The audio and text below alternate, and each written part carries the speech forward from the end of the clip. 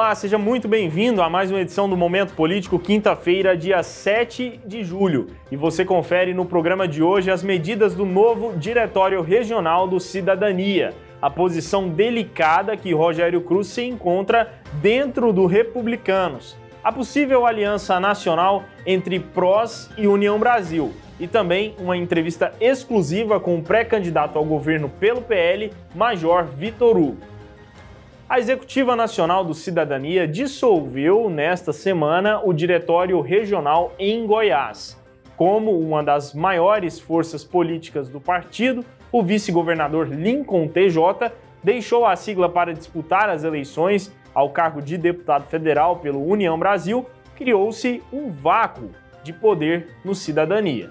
Agora, após a dissolução, quem assume o comando regional é Gilvani Felipe, oposição interna à TJ e ex-secretário de Cultura do governo Marconi Perillo, do PSDB.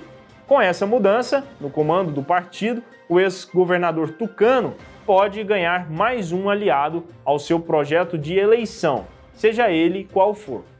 O presidente nacional do Cidadania, Roberto Freire, disse que a mudança se deve ao fato de que alguns diretórios regionais estavam formando alianças que iam na contramão das diretrizes nacionais. Para saber mais sobre essas mexidas no tabuleiro do jogo político goiano, acesse o nosso site, hoje.com. Mudando de assunto, na coluna Xadrez de hoje, assinada pelo jornalista Wilson Silvestre, o assunto da vez é a posição delicada em que se encontra o prefeito Rogério Cruz após a debandada de parte de seu partido, o Republicanos. Aqui está a coluna do Wilson, acrescida, claro, da charge, da famosa charge do jornal Hoje. Para ter acesso a esse conteúdo, você pode acompanhar o nosso site, hoje.com, na internet. Todas as matérias estão disponíveis de maneira gratuita. Mudando de assunto, Luciano Bivar, o presidente nacional do União Brasil, e Pablo Marçal, que está no comando do PROS, tiveram um encontro nesta semana que pode mudar os rumos das eleições.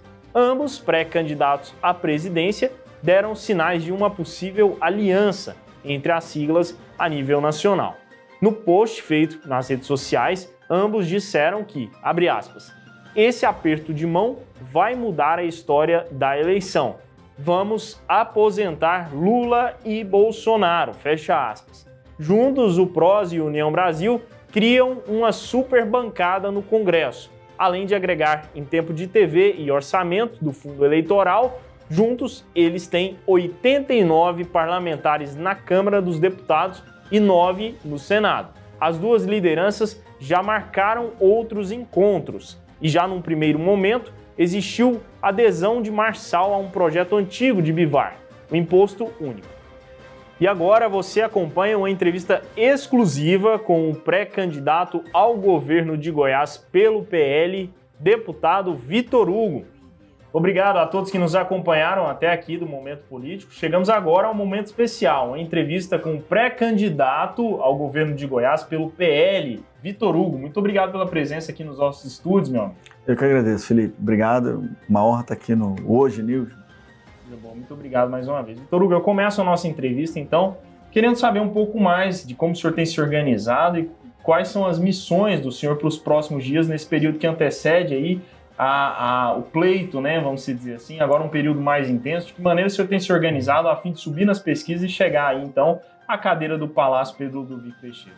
Bom, Felipe, nós estamos nos aproximando aí agora das convenções, então a gente está se organizando nesse sentido, fechando as nominatas, entrevistando os pré-candidatos, mantendo contato com o PL Nacional para saber quais são os meios que a gente vai ter, até em termos de recursos financeiros, e claro, conversando com outros partidos políticos de centro, centro-direita e direita, para poder definir vice-governador, o vice-governador ou a vice-governadora, as suplências do Senado, estamos mantido contato com o presidente Bolsonaro, e vou retomar uma agenda de visitas às cidades.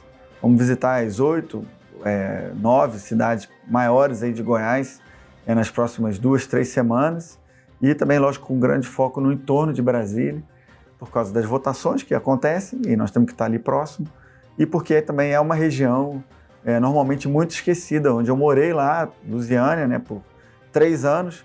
Então, Águas Lindas, Valparaíso, Novo Gama, Cidade Ocidental, Cristalina, Padre Bernardo, Santo Antônio Descoberto, são todas cidades que a gente quer dar um foco grande aí também na próxima semana. O senhor é um pré-candidato, vamos dizer assim, ao governo de Goiás, que, diferentemente de alguns nomes, né, teve uma única experiência no Legislativo como deputado federal, mas que, diferentemente de outros que estão também na disputa, pôde fazer muito por Goiás. Eu queria que o senhor pudesse ressaltar aqui nesse momento do programa o que é que nesses 4 anos, enquanto deputado federal, o senhor pôde fazer pelo nosso estado.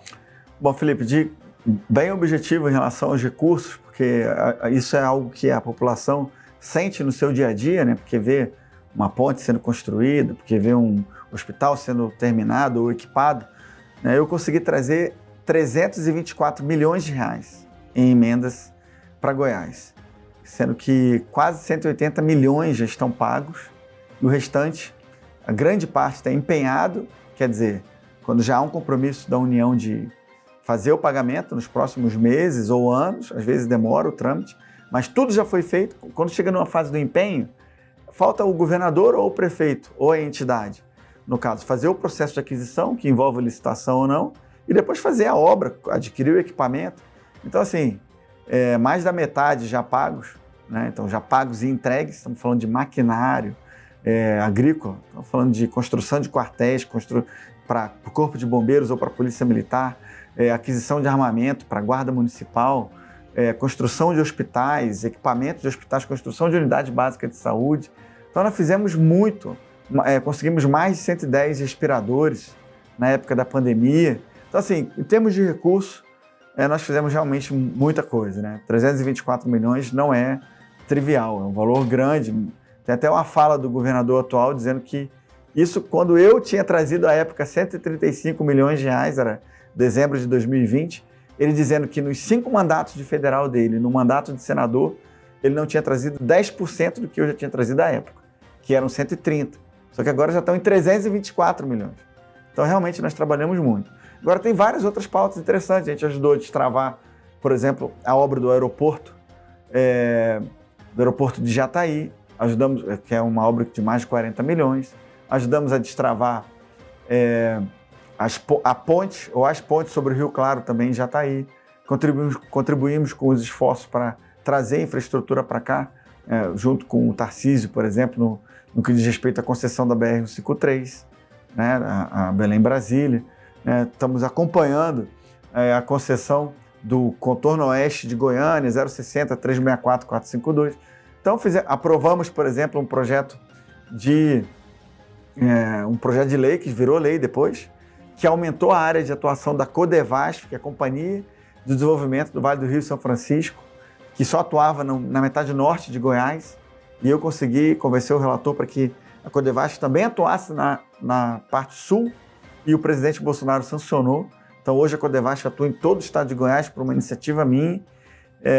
Então, assim, fizemos realmente grandes atuações para um primeiro mandato e para alguém que nunca foi político antes, né? Esse é o primeiro mandato eletivo da vida. Realmente a gente fez bastante coisa por Goiás. Deputado, o senhor, nós aqui do Hoje News, nós conversamos diariamente com os políticos, com as lideranças políticas, né? E nos bastidores, alguns que falam em on, outros falam em off, o senhor sabe como funciona. Muitos relatam que o governador Ronaldo Caiado teria perdido, ao longo do tempo, ao longo dos seus 4 anos de mandato, o agronegócio, que seria um dos seus principais segmentos, né, de apoiadores. O senhor, nas suas andanças pelo estado, tem sentido isso também? E a minha pergunta seria, o senhor se sente herdeiro desse segmento, haja vista que tem o apoio do presidente Jair Bolsonaro, um homem que é largamente apoiado pelo agronegócio? Felipe, só para complementar a resposta anterior, esses 324 milhões de reais foram distribuídos em mais de 160 cidades, sim, dos 246 municípios. Então, veja que a gente atingiu uma capilaridade de apoio, de ajuda aos municípios muito grande. E, raríssimas vezes, eu conversei com o prefeito antes de mandar o recurso. A maioria das vezes estava atendendo a um cidadão que trazia uma demanda legítima ou a um vereador. E se o prefeito vai me apoiar, não vai me apoiar, se ele quer... Isso era indiferente. A minha atenção era com o cidadão na ponta da linha. Tá feito lá dentro, não se preocupe. Bom, sobre o agronegócio, eu não posso, não acho correto que eu me atribua esse título. Eu acho que isso tem que vir dos representados. Agora, eu sinto cada vez mais a adesão de produtores rurais de todo o estado, mas com grande destaque para a região sudoeste, Rio Verde, Jataí, onde o agronegócio também floresce bem, mineiros, mas também em outras cidades goianas, que não se sentem representados pelo atual governador, se sentiam na época em que ele era um parlamentar. Então, como o governador ele tem sido um grande parlamentar, né, as pessoas não se desvincularam dele, porque o governo atual é um governo sem marca. Qual é a grande marca do governo atual, do Estado? Os produtores rurais, que são a mola propulsora da nossa economia, se sentem realmente subrepresentados. Não olham para os outros contendores, vamos dizer assim, nessa disputa para o Palácio das Esmeraldas, como representantes, né? Tem algumas figuras aí que se aliaram com a esquerda no passado, PT, PCdoB, PV, PDT, PSB, como o ex-prefeito de Aparecido. Então, quem é de direita, quem é do agro, olha com desconfiança para isso. Vem cá, ele vai colocar alguém do PV para ser o secretário de Agricultura? Ele vai colocar alguém do PT para ser o secretário de Educação? Vai colocar alguém do PCdoB para ser o secretário de Segurança Pública ou de Cultura? Né, para trazer tudo aquilo que a gente não quer da esquerda para dentro do governo, para evidência no estado de Goiás.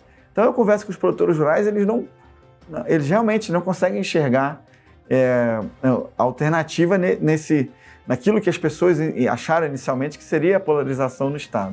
Acho que hoje o cenário político está muito incerto, não acho correto fazer projeções hipotéticas aí de segundo turno. Eu acho que hoje realmente pode acontecer qualquer coisa. Quem vai para o segundo turno, se é que vai ter segundo turno, não acho que o governador atual tenha aceitação para estar tranquilo e para ele vencer no primeiro turno. E pelo contrário, acho até que há a possibilidade de ele não estar no segundo turno. Então, está tudo muito aberto. Agora é a hora da gente se fortalecer, conversar, fazer alianças. As alianças que eu quero fazer, Felipe, são alianças em torno de uma pauta. Então, não vou fazer alianças vendendo o futuro das crianças, vendendo o futuro dos goianos por barganha política. Então, não vou negociar, não. Vem para cá que eu te dou a secretaria tal. Não, compõe comigo aqui que você vai ter a Secretaria de Educação ou de Infraestrutura. Nós não faremos isso. Queremos fazer aquilo que o presidente Bolsonaro fez no governo federal, que garantiu uma barreira para a corrupção e potencializou a eficiência do Estado, que é fazer um governo técnico, um governo dos melhores. Eu tenho conversado com os segmentos produtivos de Goiás e tenho pedido para eles, não só para que eles participem da elaboração do nosso plano de governo, mas que eles lá na frente, depois da nossa vitória, se Deus quiser, eles indiquem o melhor nome. Quem é o melhor nome goiano para ser o secretário de Infraestrutura? Quem é o engenheiro? Quem é o melhor nome para ser o secretário de Saúde, um médico ou um profissional de saúde? Quem é o melhor nome para ser o secretário de Educação ou a secretária de Educação? Um professor, um profissional de educação, mas daqui, de Goiás, mas o melhor nome, não indicado por um partido político, indicado pelo próprio segmento, para a gente ter o comprometimento da sociedade com, não só com o plano de governo, mas com o sucesso, não do governo em si, mas o sucesso da administração, o sucesso da prestação de serviço para o cidadão. Nós temos aí nessa disputa alguns nomes que já são experimentados, né? Ronaldo Caiado, né, que é governador, o atual governador de Goiás, Marconi Perillo como um propenso candidato, mas que o povo goiano sabe muito bem como administra, né? Teve a experiência aí, uma larga experiência de quase 20 anos de mandato. Agora, o Gustavo Mendanha, que também foi prefeito em Aparecida de Goiânia, então já é um político experimentado. Qual, no seu ponto de vista, é o seu principal diferencial em relação a esses nomes que já estão postos aí na disputa? Todos os nomes que você falou, Felipe, são políticos profissionais. Eles não têm milindre nenhum de vender o futuro de Goiás para fazer uma composição, para colocar um secretário de um partido, para entregar uma estatal goiana para um partido para poder fazer parte da sua base. Então, eles fizeram política assim. Se você for ver, como é que em Aparecida se formou uma coalizão que desconsiderou completamente qualquer viés ideológico.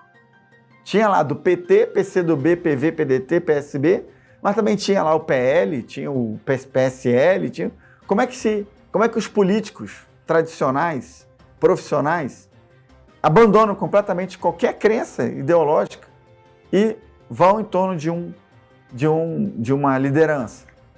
Isso aí não tem outra forma. E depois você vê a composição do governo em si. Tinha gente do PT, tinha gente do PCdoB, tinha gente... Porque era assim que no passado, foi assim que foi feito. Então, essas pessoas que você falou, e a que você se referiu, são políticos profissionais e que vão querer governar o estado de Goiás aos moldes passados. Então, se você quer fazer algo diferente, você tem que escolher pessoas diferentes. Senão, você tem que fazer opções diferentes para que o resultado seja diferente. E Goiás tem tanta coisa interessante para fazer, tem um potencial tão grande em tantas áreas. A gente poderia falar na mineração. Goiás já foi o terceiro estado mineral do Brasil, hoje está caindo para a 4ª posição. A gente não vai falar só do ouro, do manganês, do nióbio.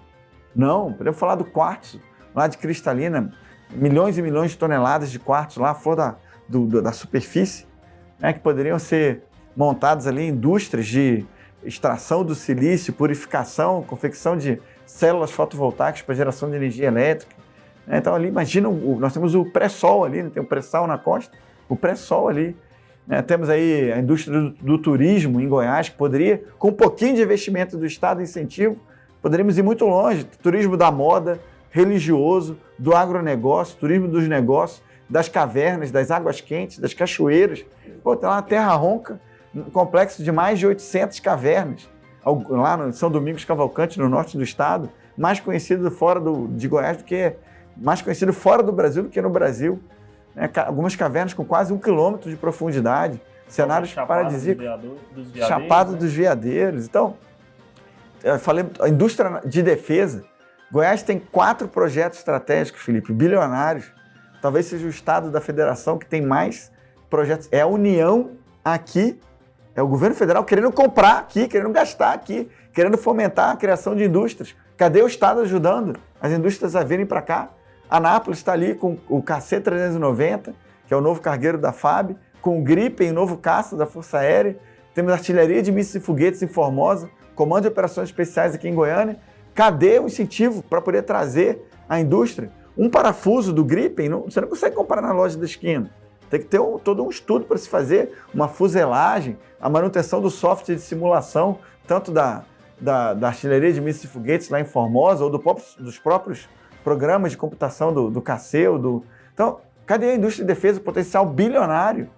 Temos aí, na educação, a ideia de fazer mais colégios militares, de trazer um colégio militar do Exército para cá, pegar as boas práticas dos colégios militares e levar para os colégios, para os demais colégios, acabar com o ensino de ideologia de gênero, politização nas escolas, ensino de linguagem neutra, abordagens esquisitas, que ferem a gente, nós que somos conservadores, como a questão da masculinidade tóxica, como a questão do estudo de hipóteses de aborto.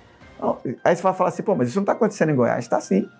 Tem lá a viagem ao redor de Mamagaia. Quem está assistindo, coloca aí no Google, vai ver no novo ensino médio goiano, viagem ao redor de Mamagaia, instituído pelo Caiado. Então, temos muita coisa a fazer na saúde, pegar as policlínicas e reestruturar, fazer com que a fila dos procedimentos aí, tem mais de 150 mil procedimentos na fila de espera, fazer com que isso reduza drasticamente, melhorar a questão da regulação, terminar os hospitais que estão em construção. Então veja quanto de coisa nós temos para fazer, atrair investimentos privados para cá. O Brasil vai ter conseguido atrair, o presidente Bolsonaro vai ter conseguido atrair até o final desse ano mais de R$1 trilhão da iniciativa privada para desenvolver a infraestrutura federal no Brasil. Portos, aeroportos, ferrovias, rodovias, saneamento básico, telecomunicações, óleo e gás. Mais de R$1 trilhão da iniciativa privada. E Goiás conseguiu atrair quanto em 4 anos? Então, nós temos que reestruturar o Estado. Quero criar uma secretaria especial do entorno de Brasília para cuidar da região do entorno, extremamente abandonado. Uma secretaria especial da inclusão para cuidar das pessoas que têm doenças raras, as pessoas que têm deficiência, que possuem deficiência, as famílias que têm crianças com autismo, os idosos, e uma secretaria especial de atração de investimentos. As secretarias especiais vão ser aquelas diretamente subordinadas ao governador e que têm uma atuação transversal em relação às demais.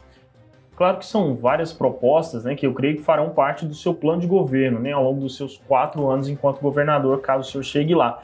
Mas se o senhor for eleito, qual seria, dentre todas essas propostas, a ação prioritária, a imediata, a primeira ação enquanto governador? O que o senhor pretende mudar caso chegue ao comando do governo de Goiás? Eu acho que tem 2 focos principais. Um foco é a saúde. Nós temos um governador que é médico, mas infelizmente a saúde tem sido, vamos dizer assim, a maior preocupação do povo goiano, ao lado da geração de emprego. Então, acho que essas 2 vertentes de atuação vão ser as principais para mim. A geração de emprego, já falei, infraestrutura, atração de investimentos, mineração, turismo, indústria de defesa. Veja a quantidade de ações que nós podemos fazer para poder fomentar isso, né? E no caso da saúde, também já falei alguma coisa, temos aí uma equipe de mais de 50 profissionais. Agora, as entidades representativas desses profissionais estão também embarcando, trazendo sugestões. Abrimos também para que o cidadão apresente suas sugestões diretamente, tem um e-mail para a pessoa sugerir, temos recebido dezenas de e-mails. Então, assim, o nosso plano de governo ou o plano de ação, que vai ser um desdobramento do plano de governo, porque no plano de governo não vai dar para a gente apresentar tudo. Queremos fazer uma coisa que seja objetiva, que as pessoas entendam a direção para onde a gente quer ir. E depois o plano de governo vai se desdobrar num plano de ação, que aí sim, vamos ter indicadores, metas, vamos ter um controle. Eu fui em Pernambuco ali em 2013, por ali, e o governador lá tinha uma sala de controle que a gente quer fazer aqui, que ele tinha todos os indicadores de todas as áreas. Então ele sentava ali, ele apertava um botão, aparecia o mapa lá do estado. Aí ele, não, eu quero saber da educação. Aí, pum, aparecia o estado dividido nas áreas da educação. Aí ele via o orçamento que estava empenhado, executado, pago, entregue. Ele conseguia entrar na escola tal para saber os indicadores da escola.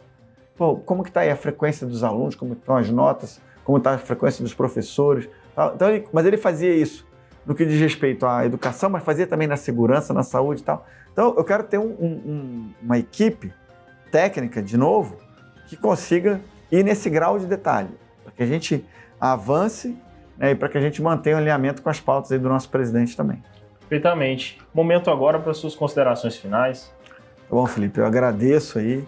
Eu acho que a gente está num momento importante da nossa democracia, né, onde os novos líderes, né, serão escolhidos, serão julgados, aqueles que estão no poder, e eu torço para que, né, o Brasil e Goiás continuem, né, ou estejam, ou vão para um caminho que defenda esses valores de Deus, pátria, família e liberdade, e que a gente consiga cuidar do povo goiano cada vez mais. Muito obrigado. Muito obrigado por vir ao Momento Político, boa sorte na disputa. E a você que nos acompanhou até aqui, o meu muito obrigado. Retomamos agora a programação normal do Momento Político. Essa foi a entrevista completa com Vitor Hugo, que pretende concorrer ao governo de Goiás nas eleições que se aproximam. Nós do Grupo Hoje desejamos boa sorte no pleito. São essas as informações de hoje do Momento Político. Eu agradeço a sua companhia até aqui e o aguardo para um próximo encontro amanhã. Até lá!